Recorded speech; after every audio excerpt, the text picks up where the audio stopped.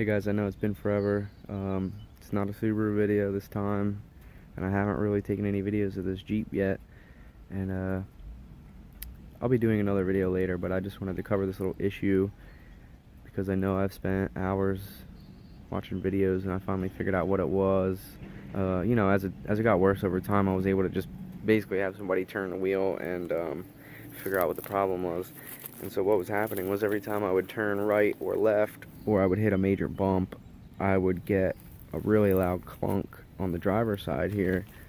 And for a while I wasn't sure what it was, and it wasn't too bad, but as it got worse, I had to take a look at what it was. It ended up being this mounting bracket right here.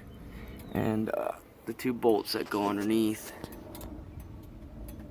they were just a little bit loose. So what I did was I just got my impact on there and tightened them up. Same thing with the top one. I tightened that one up, and it seemed to be fine. And everything's really tight now. It's awesome. But what I may do is I may take my welder and just run a small little bead here and a small little bead here, just to make sure we don't run into any issues later down the line with this unibody setup, because I really don't like how it's pinched in there, and there's just a lot of space, and I don't know, it's just a weird, not the way I would do it, you know. So I might run a little inch bead, maybe even up here in the corner also, and that should take care of it.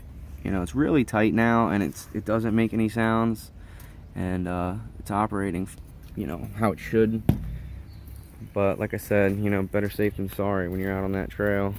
I'd hate to have that become an issue and the holes start to hollow themselves out, a little egg shape. But alright guys, I'm gonna go wheeling this weekend over at Roush Creek, so take a couple more videos for you as we're out there over the weekend.